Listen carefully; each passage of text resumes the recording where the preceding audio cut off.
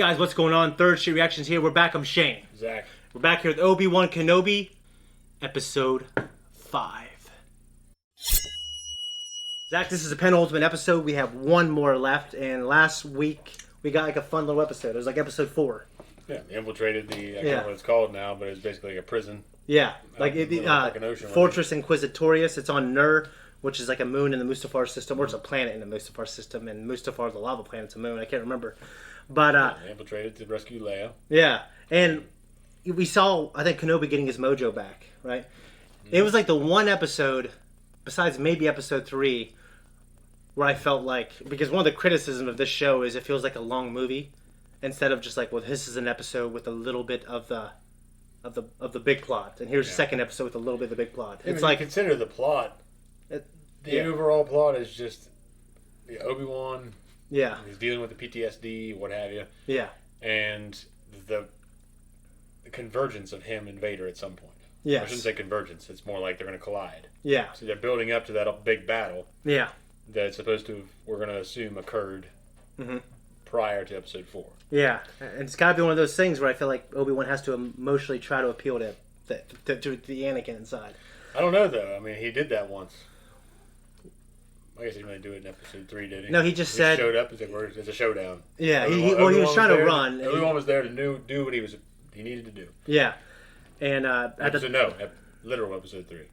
Oh, Revenge, yeah. Literally Revenge of the Sith. Yeah, he showed up there to get shit done. I don't know what George was thinking. If he didn't plan for any more, it wouldn't have made sense. Yeah, because episode 3, Obi-Wan showed up there, like the book said, Obi-Wan had a mission. Yeah. That's why he could accomplish his mission and Anakin could not. Yeah. So. Funny enough, that's what Rise of Lord Vader says, actually. I think you're quoting it from that. That's what Palpatine is telling from you. Oh, yeah. Well, and Palpatine tells that to Vader. Yeah. When Vader is like getting just fucking worked on and scrubbed down.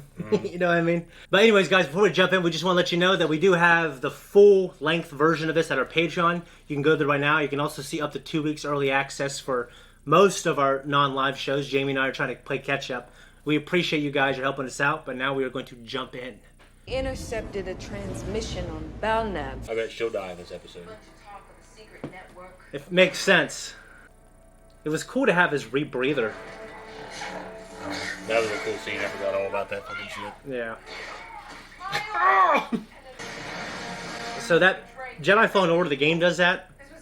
I think it's debatably cooler in the game, but it was still cool because Obi-Wan's cooler than that entire game. Yeah. But the moment was cool because it was. We're talking about dude dying. Oh yeah. That's a petty thing to do. Flashback. Oh, there you are. I was beginning to think you weren't coming. Are you?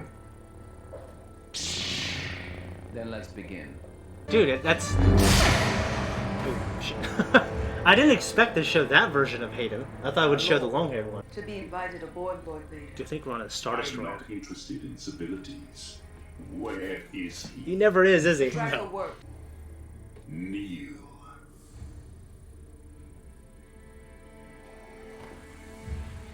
Grand Inquisitor. Oh, okay.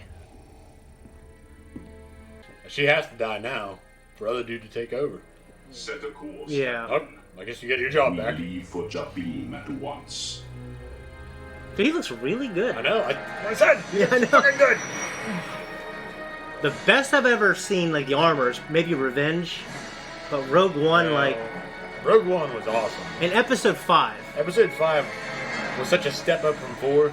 Oh, That's I think why it looks so good. But well, they shot. I think you're right though about Rogue One. But he just had some badass moments in that. I think it really expounded. Good. That's exactly what I was thinking. It's always a great scene. What's it called? I can't remember. Something that it kind of echoes throughout the movies. My lord, we're approaching Jabin. It is not them we need to break. He sounds like old Troji Vader. Yeah. I think they did a really good job. Yeah. They modulated it because Rogue One, I loved it, but he sounded a little old. Well, he's raspy now. Yeah, No. but I think they said, you know what? And I'm glad they gave him the role. Yeah, of course. Because he deserved that. Yeah, and he's playing in this. Yeah, well, Yeah. I mean, didn't they use, though, like, old footage and shit, though? And, From what I understand, it's new lines, okay. but they're modulating it to sound a little more like old trilogy Vader. It's not her, it's Vader. He'll attack next. He hasn't the patience for siege. How do you know? That's cool. Yeah. That's a great way to make this scene make it give it a reason for being here. They both look pretty good. Yeah, well, Hayden definitely, you can tell. He's just a little older. That was a good move right there. We talked about in Stover's book where Dooku was saying in the fight when he was fighting Anakin, that Anakin was much younger and stronger. Yeah. Yeah. That's a OT shot. Dude, that's the kind of shit we need. Yeah. This is the shot in the arm, a shot in the goddamn arm. So there might be something in that duel that he uses here. I understand your If they have a duel here, it might be Empire will attack. or against Reva. Yeah. Then by the time they get inside, There's an we'll be alien. gone. You showed other aliens earlier. Yeah. There's not that many of them. Yeah. Like a squid face dude back there. The Yeah. guys with the squid face guy. You just can't. Yeah, I know. I just kind of like the idea of the Empire, I guess, Yeah, being racist against aliens. predominantly Yeah. human. Yeah. It gives Thrawn a core reason for being there. I agree, but We all know it's a this bunch is of... the Empire. Yeah. Yeah. But that made me think there'd be more aliens hiding out. Oh, I guess... Just shut a bunch. Shut up, Shane. The night of Order 66, you were a youngling. That's how you knew you saw him. We were talking about that, yeah. Anakin killed the others. That's enough. He killed the other younglings, Enough. but somehow you... Enough! Jesus. Where were you while he was killing my friends? He was your Padawan. It's fighting Grievous. Won't stop him alone. You have no idea what I've done alone. That might be true, but not against Vader. Yeah. I mean, in the comics, he's so much more powerful than them.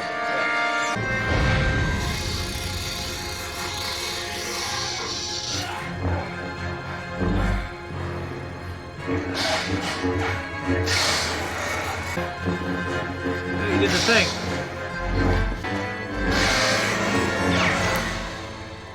There. Your weapon's gone. It's over. That handsome boy. It's gonna be. That's a good thing. Yeah. Vader's in there and they're gonna get away. Fuck! You know, one of my favorite moments was when the Millennium Falcon gets away, and Vader just. He's disappointed. He doesn't say anything. Yeah, and that. He looks and he looks back. And He looks again. And I think he understands, like the Admiral, like he's like, well, this one isn't on you. Rebel sabotage. Oh!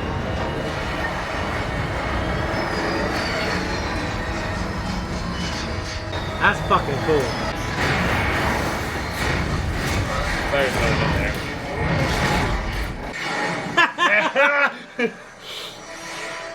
God damn it! You're a great warrior, Anakin. But you'll need to prove yourself as your undoing. Man, he looks disappointed, but I love it. He lost. Yep. But it was cool. I think I'm so fucking tired of losing to this guy. Yeah. No, that ain't gonna work.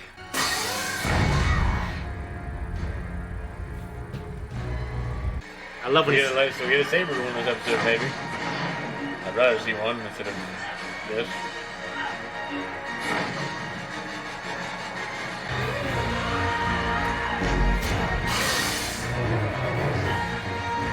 She's no, I mean, she's clearly outmatched, big time. Oh, yeah.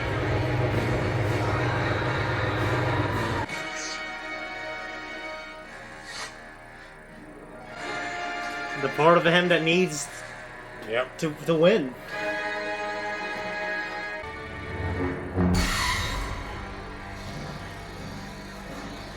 Man. It was better to cover that up. Yeah, but it's like he did the same thing to her. Did you really believe I did not see it, youngling? He knew that it was her, and Are of no further use. it's like the fucking comics. Hello, third sister. Hello. Revenge does wonders for the will to live. Something's wrong.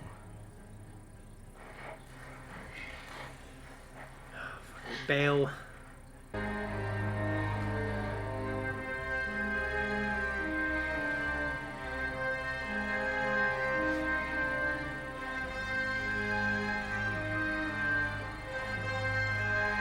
Luke.